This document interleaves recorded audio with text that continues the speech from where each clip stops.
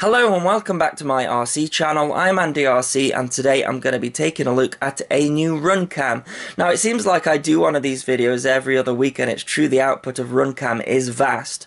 And I think that's a good thing because it gives us loads of different options for our copters, and they seem to progress every single time.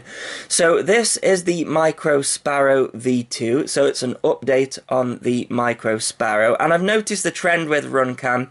Usually the V1 is a micro version of a bigger camera that they already have, and then the V2 usually adds V-sensor and on-screen display so you can see your voltage, and then just lately the V3 has added camera controls. Now this camera does follow that pattern, however there is one change. The original Sparrow was a 16:9 CMOS camera, and this is a CMOS camera, but you can see it says here that it's a PAL 4:3 camera, and I think they have done that to compete with the Predator. That's the only reason I can think, but I prefer a 4:3 camera, so you know that's a good thing for me. So if we look at the input voltage, again it's a wide range of 5 to 36 volts. It's got a 2.1mm lens. Let's take a look at it. Now one thing that is good about this is the weight. So it seems to be one of the lightest cameras that Runcam has produced at only 4.5 grams, and it's got a lower profile than all of the other micro cameras as well. So yeah, it's a nice looking tiny camera. It's using the standard micro size of around about 18mm.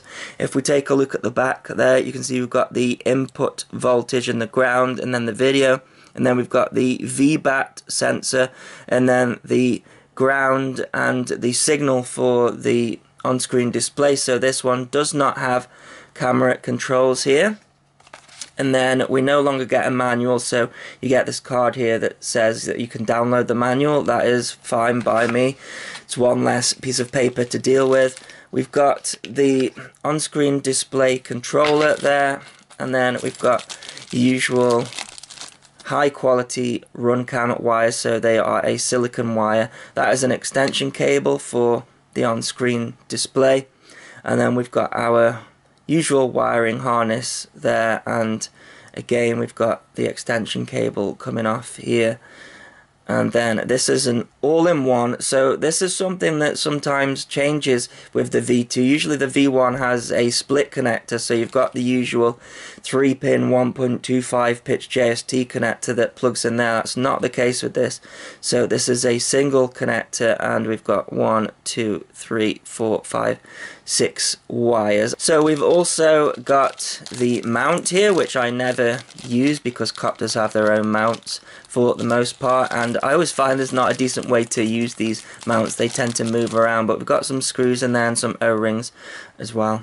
Okay, so I found a candidate for this camera. This is the FuriBee DT140 Space Wolf, and I really like this model, but when I watched the DVR back, there were some blobs of dirt on the sensor, and I thought it was just mine, but I looked at other videos of it, and if you look close, there's little dots all over the camera, so I'm not happy with that, so I'm swapping it out with this one.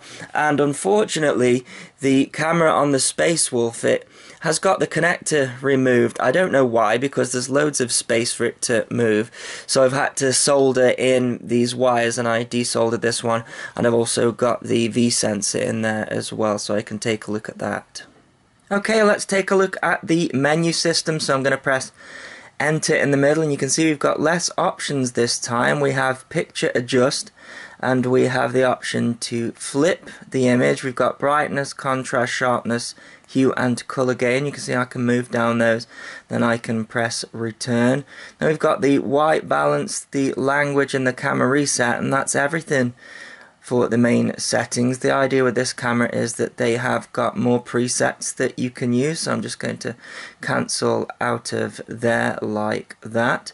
And then if we long press the up button, we've got the on-screen display options, so there you can have your pilot name, you can set the alarm voltage, and it does change color when it starts to get low, so you know I'm gonna reduce that a little bit there. And then we've got the different options that you can turn on or off, so the pilot, the timer, the voltage and horizon is off. Then you can change the positions over here as well if you want to do that. So if I just press exit on here, and then if I long press this one on the right now, we've got different options. Can you see where it says light racks up there? And then if I long press that, outdoor again, indoor, cloudy, twilight, so you know, different options there. And then if I long press this one on the left, I should be able to adjust the voltage. Now it's probably more correct than the on-screen display on the copter, but you know, you can change that there if it's got it slightly wrong there. And that is all of the settings pretty much. It's a simple one, this one. Okay, let's have a look what the quality is like of this guy. Wow, it looks clear. Now this is a really dull day to be testing this out. Just look at all those grey clouds. This is one of those days where I've had to sit for an hour and wait for it to stop raining.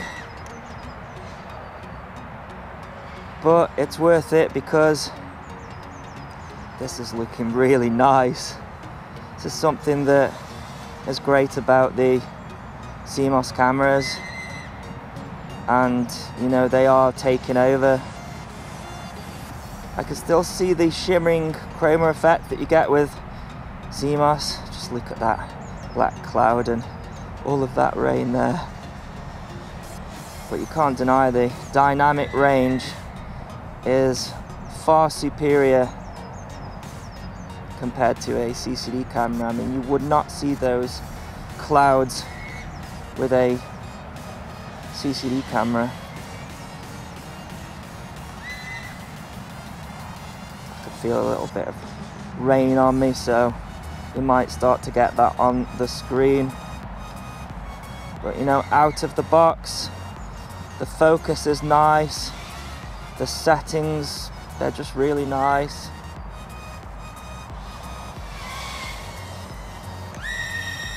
And yeah, it's really improved this copter now.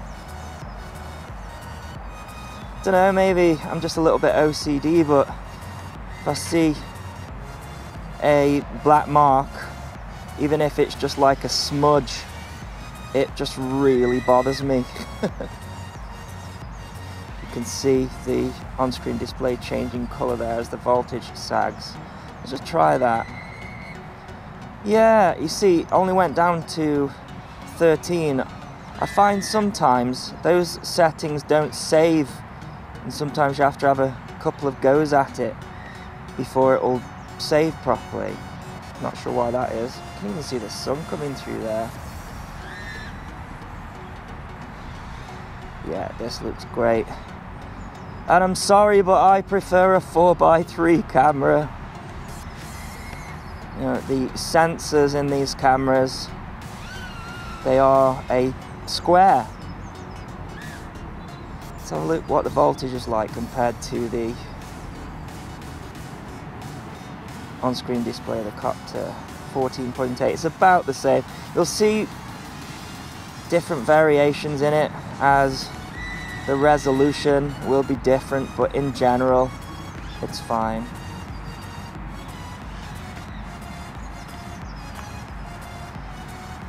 Yeah, really like this copter.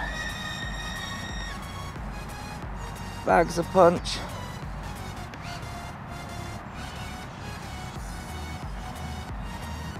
Let's go for a bit of a power loop. Yeah, you can see the sun shining through the thick clouds. I'm feeling spots of rain dropping on me, but it doesn't seem to be hitting the camera. Not yet, anyway. Right, that's my battery. And yeah, I give this camera a thumbs up. I'd have no problem using it on all of my copters. And I'll put a link in the description if you wish to get one. And as always, thanks so much for watching. Please continue to subscribe. Cheers.